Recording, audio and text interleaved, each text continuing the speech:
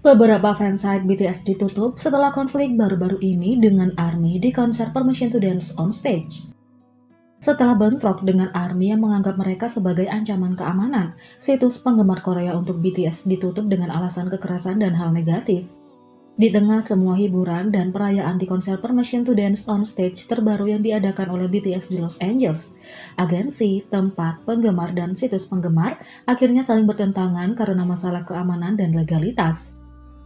Pada 27 November, saat malam pembukaan konser, seorang ARMY bernama Ashley mengungkapkan pengalaman mengerikan dengan seorang fotografer fansite. Dalam serangkaian tweet dan Instagram Stories, Ashley membagikan bagaimana sebuah situs penggemar menyergap dengan kasar dan menyerangnya secara fisik.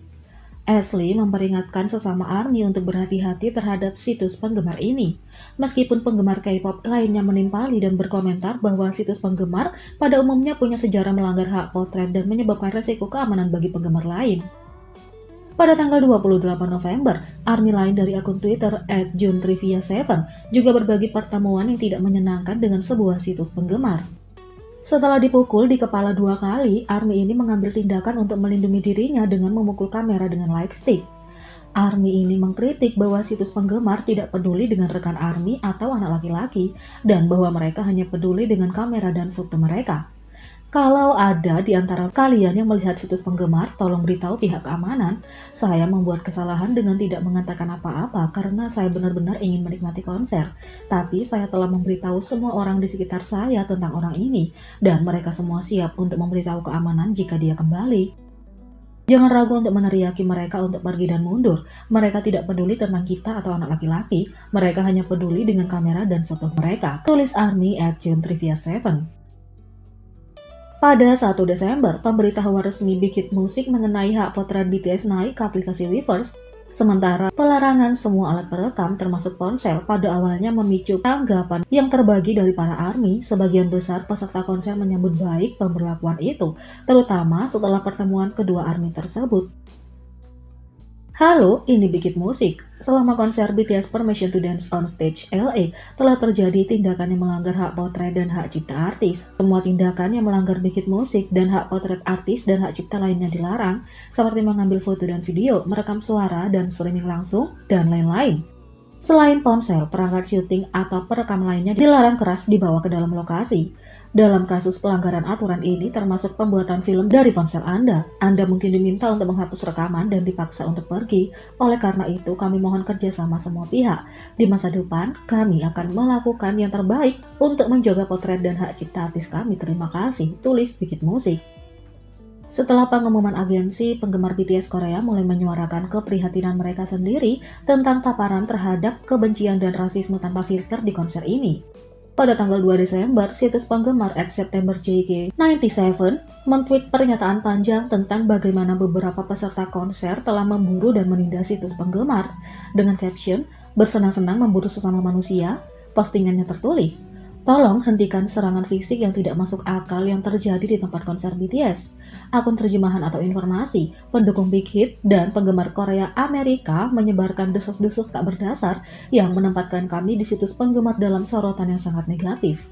Beberapa penggemar lokal di konser Los Angeles Permission to Dance telah bergosip di antara mereka sendiri setiap kali seseorang yang terlihat Korea atau Cina atau Jepang lewat di antara penonton. Beberapa bahkan terlibat dalam serangan fisik. Beberapa dari kita diintimidasi dalam kelompok dan diancam akan difoto atau direkam agar identitas kita dibagikan di Twitter, TikTok, Instagram, dan Facebook.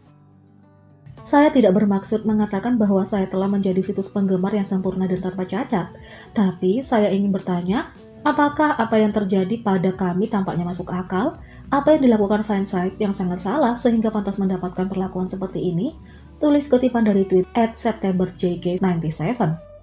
Pada tanggal 5 Desember, setelah selesainya semua konser BTS di Amerika Serikat, beberapa situs penggemar BTS telah mengumumkan penutupan mereka.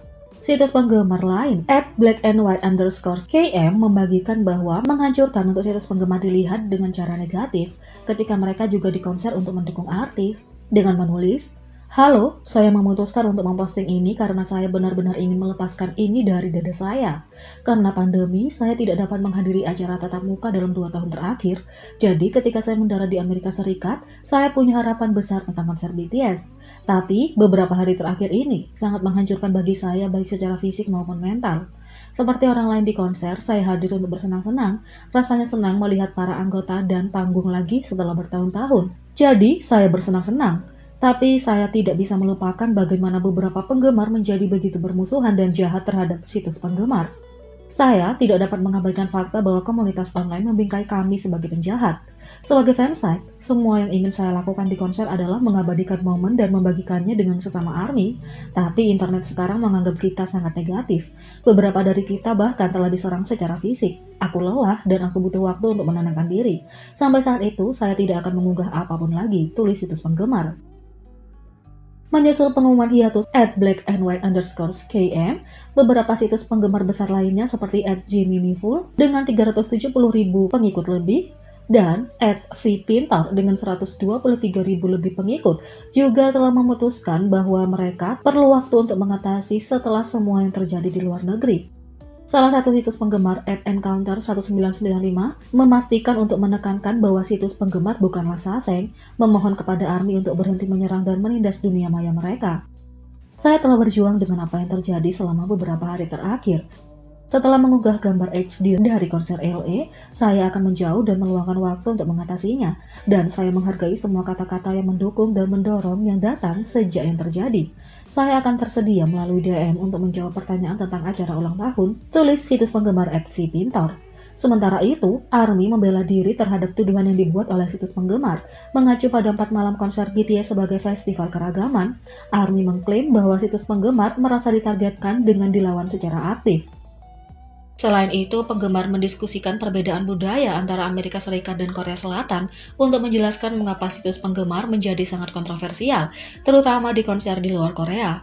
Seorang ARMY menunjukkan bahwa meskipun mengabaikan fansite mungkin dianggap sebagai budaya pendukung idola yang khas di Korea, itu bukan di Amerika Serikat, di mana setiap orang secara acak dapat membawa senjata alih-alih kamera dan menyebabkan tragedi.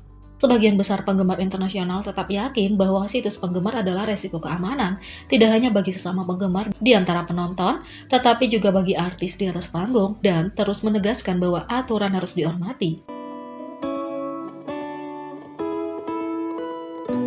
Jadi, bagaimana menurut kalian tentang ini? Beri komentar di bawah. Klik subscribe, like, share, dan klik lonceng. Mari kita sama-sama jadikan channel ini berguna bagi K-popers Indonesia. Sekian video kali ini, sampai jumpa lagi.